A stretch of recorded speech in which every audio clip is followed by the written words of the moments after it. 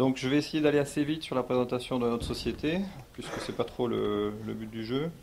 On va plutôt passer rapidement donc aux différents instruments que je vais vous présenter aujourd'hui. Donc en effet, Laurence Ségel a bien introduit donc notre activité. Donc nous travaillons avant tout donc sur l'instrumentation, l'analyse et l'échantillonnage pour tout ce qui est plus virulent, avec donc une spécialisation dans le sucre. Et donc nous avons un département couleur et vision dont je suis le responsable, qui s'est spécialisé sur le sucre et sur le carbonate de calcium. Voilà, donc bon, nous sommes localisés à Aix-en-Provence. Donc par rapport aux différents appareils que je vais vous présenter maintenant, donc il y a un appareil qui n'est pas utilisé sur le sucre qui s'appelle SpectroObserver, parce que c'est un appareil qui fait pour des produits très très fins, quasiment submicroniques. Le reste est utilisé spécialement sur le sucre, notamment donc le ColObserver qui mesure la couleur, donc on en a parlé, donc ça je vais focaliser un peu plus là-dessus en fin de présentation. Le microscope de QI numérique, dont je vais vous parler après, et le PartSizer, qui est un appareil qui mesure les tailles de particules par tamisage automatique.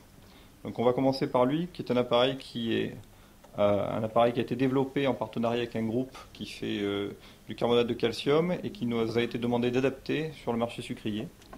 Donc cet appareil est donc développé autour d'un principe très très simple, qui est un principe en fait de tamis automatique. Pourquoi? Parce que donc il y avait pas mal de systèmes de vidéogranulométrie qui permettaient de faire une mesure de taille de particules assez fine au niveau du sucre, mais qui avait des problèmes de représentativité.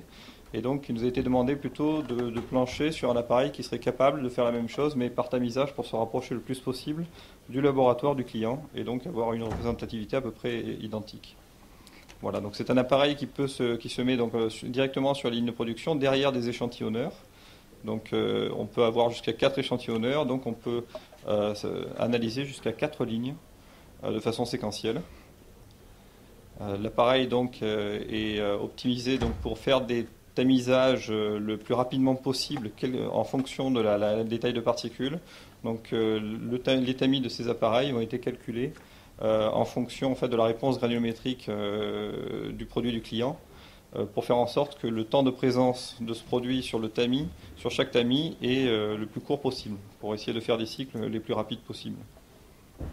Donc, c'est un appareil qui est composé en fait, le principe est assez simple, hein, c'est comme une grosse machine à laver, sur laquelle donc qui est tapissé, le tambour est tapissé de différents tamis. Donc ça c'est une première génération. Sur la nouvelle maintenant en fait c'est un seul tamis qui lui-même a différentes tailles de mailles. On fait ça donc en partenariat avec une société spécialisée. Donc en fait si on regarde, si on développe ce tamis, on va s'apercevoir, donc nous avons, bon, là sur cette application il y a 6 tamis, maintenant on monte jusqu'à 10 tamis. Donc nous avons un endroit, une zone, je ne sais pas si je vais plutôt montrer ça que ici. Voilà ici. Donc une zone de chute. Donc la zone de chute permet de réceptionner le produit, donc qui va arriver sorti d'un échantillonneur, donc gravitairement par des tuyaux.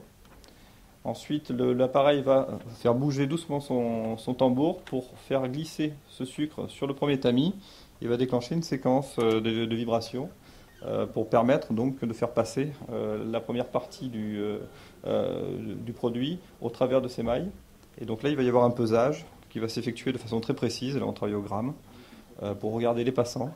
Une fois que c'est fini, on va ensuite évidemment bouger, changer de tamis et recommencer. Donc sur un tamis évidemment un peu plus gros, jusqu'à arriver à la fin à un trou qui va nous permettre de voir les refus ultimes de cet échantillon. Voilà, donc si on regarde ici, voilà, donc là vous voyez la zone, on appelle ça la zone de réception. Donc le sucre arrive sur cette zone-là, donc qui est en fait une plaque simplement en inox, qui pourrait être aussi d'ailleurs autre chose en fonction des produits à mesurer, mais pour le sucre ça suffit. Ensuite, donc le tamis tourne doucement pour amener le sucre sur le premier tamis. On va vibrer. Donc on va vibrer d'une certaine façon. Donc c'est pas une vibration simple, c'est une vibration avec des variations de fréquence qui ont été adaptées justement à la granulométrie qu'on est en train de mesurer. Et ensuite, donc on refait ce cycle donc un peu sur tous les tamis pour arriver donc sur les derniers tamis. Donc on voit qu'en effet il reste plus que la partie haute de la granulométrie en fait, hein, de la taille des particules, donc qui est la plus grosse. Et pour finir, donc on va évacuer l'échantillon. Donc on va évacuer ce qui reste de l'échantillon, qui sont les refus ultimes. Et c'est qu'à la fin en fait de ce cycle-là on connaîtra exactement le poids total de notre échantillon. Et à partir de là, donc connaissant le poids de chaque passant, on va pouvoir déterminer ensuite toutes les courbes de granulométrie qui vont le caractériser. Donc juste une petite focalisation. Donc chaque passant tombe dans un cône. Ce cône est uniquement mesuré avec un peso assez spécial qui est très précis et qui est unique. Donc vous pouvez voir là. Donc en fin de cycle de mesure, donc on va évacuer l'échantillon, tout simplement gravitairement. Et donc cet échantillon peut être soit récupéré pour être fondu, soit jeté. Donc après ça dépend ensuite de la configuration de l'usine. Voilà. Donc après on obtient donc des courbes d'analyse granulométrique. Là on était sur 5 tamis, donc après on peut monter, enfin sur 6 pardon, on peut monter jusqu'à 10 tamis, comme je vous ai dit tout à l'heure. Donc cet appareil est très utile en fait, pourquoi? Pour une analyse, cette analyse-là va permettre de pouvoir caractériser en sortie d'usine, avant de livrer en fait directement à les clients, sa granulométrie, et ça de façon automatique. Donc on va pouvoir aller vérifier au remplissage de chaque silo la granulo qui rentre dedans et aussi à la sortie. Donc ça c'est très important, donc pour éviter tout problème de réclamation. D'autres applications sont aussi vérifier le bon fonctionnement de certains cribles. On peut aussi demander à cet appareil de contrôler que certains tamis. On a des recettes qui sont paramétrables et donc nous pouvons aller, donc là ici vous voyez par exemple sur cette application, il y a un automate qui est embarqué et donc dedans on peut rentrer les recettes qu'on veut, c'est-à-dire on va lui dire tu vas me checker les 10 tamis, tu vas m'en checker que 5, un seul, et ça suivant la ligne qu'il va regarder, ou sur la même ligne il peut faire différents types de mesures, une mesure rapide sur un seul tamis pour voir s'il n'y a pas un problème avec un crible, et ensuite une mesure complète pour se donner une idée très précise de la granulométrie que donnerait le laboratoire sur cette production. Voilà, bon, je suis passé un peu vite, j'essaye d'aller vite parce que je sais qu'on est un peu en retard. Voilà, donc c'est un appareil qui est donc sensible aux vibrations, c'est pour ça qu'il est monté évidemment dans un système entièrement amorti et on tient compte en fait de l'ambiance vibratoire de l'usine lorsqu'on l'installe, puisque là on fait de la mesure, on fait du pesage avec une précision très fine. Par contre c'est un appareil entièrement automatique. Donc il s'auto-nettoie par des systèmes d'air, des systèmes de rouleaux qui viennent presser sur les tamis, à contrario, pour refaire sortir les cristaux dessus qui sont coincés. Et on a aussi des systèmes de brosse. Ce qui fait que c'est des appareils qui sont entièrement autonomes. À partir du moment où tout le cycle est calé, l'appareil va fonctionner quasiment sans aucun entretien.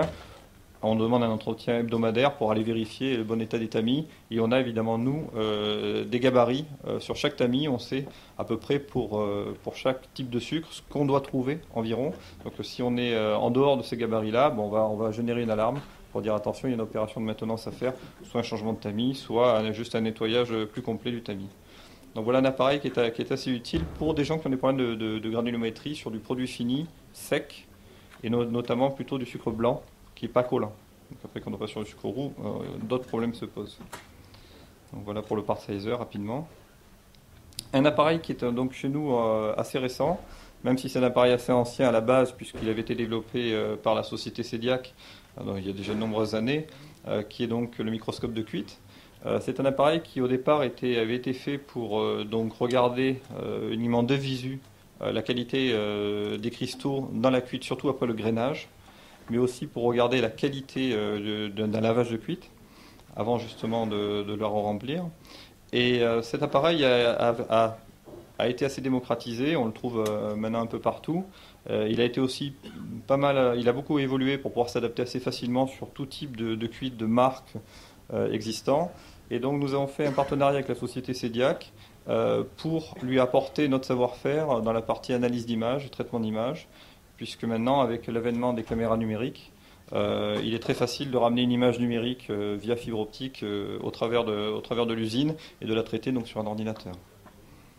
Donc le principe de mesure est assez simple, puisqu'on a une caméra qui est positionnée devant un hublot. Derrière ce hublot se trouve une source de lumière qui est très proche du hublot. La caméra elle-même est équipée d'un microscope. Et donc la caméra va filmer en permanence dans le petit halo lumineux fourni par la source de lumière la masse cuite qui va être piégée entre cette source de lumière et le hublot et qui se renouvelle en permanence. Donc on a quand même une bonne représentativité de la mesure. Donc la nouveauté, c'est justement cette analyse d'image qui est faite derrière. Donc nous avons développé donc un logiciel qui permet dans sa première version de vérifier la bonne qualité du grainage, de faire une bonne traçabilité pour chaque cuite et d'être capable aussi de gérer évidemment plusieurs cuites en même temps, puisqu'on a un seul système de traitement pour 10 caméras si on veut. Donc ça pose aucun problème. Et donc dans un deuxième temps, le but du jeu va être de suivre la taille des particules du grainage jusqu'à la fin de la cuite. Donc là pour ce faire, il va falloir évidemment, si je reviens ici, donc sur la partie optique et la partie d'éclairage, faire des systèmes d'asservissement pour pouvoir justement modifier les réglages et pour pouvoir laisser passer des cristaux qui vont être de plus en plus gros. Parce qu'au début on travaille sur des cristaux inférieurs à 3 mm, puis petit à petit inférieurs à quelques microns, puis après petit à petit on va les suivre jusqu'à justement passer au millimètre, et là il va falloir donc s'auto-régler différemment. Donc c'est là-dessus que nous travaillons sur une deuxième génération, la première étant déjà bien supérieure à un système analogique, puisque l'appareil va être entièrement automatique et peut déjà donner des alarmes si des grainages se passent mal par exemple. Donc c'est un appareil dont on vous reparlera un peu plus tard de façon un peu plus complète, et d'ici là donc j'espère que je vous ferai une présentation avec un peu plus d'images. Voilà, donc là un appareil qui est majeur, on va dire, lorsqu'on veut regarder la production de son sucre, lorsqu'on veut optimiser sa production, lorsqu'on veut gagner de l'argent en produisant, et lorsqu'on veut produire plus en refondant le moins possible, c'est l'appareil de mesure de couleur, c'est le CoLobserver. Donc je vais consacrer la grosse partie de cette présentation sur cet appareil, qui est un appareil qui est vraiment irremplaçable. Une fois que les gens l'ont, ils ne peuvent plus s'en passer. Pourquoi? Parce que c'est vraiment un besoin qu'il y avait depuis longtemps. On n'est pas seul à faire ça, mais la façon dont on le fait permet de donner beaucoup d'informations grâce justement à l'analyse d'images. Donc c'est le CoLobserver. Donc le CoLobserver, pardon si je parle en vert, le CoLobserver peut se placer à différents endroits dans le process. Donc l'endroit qui est le plus intéressant, on va dire, c'est après les centrifugeuses. Donc c'est l'application sucre humide. La seconde application qui peut être très intéressante, c'est sortie sécheur, donc pour justement pouvoir sélectionner des silos. Mais maintenant, on arrive à faire ça directement avec l'application sucre humide, puisqu'en fait, on a une très bonne idée de la coloration sortie sécheur en amont du sécheur. Et la troisième application, qui par contre là ne peut pas être remplacée par l'application sucre humide, c'est l'application sortie silo lorsque les gens veulent faire du mélange de qualité pour obtenir une qualité bien précise.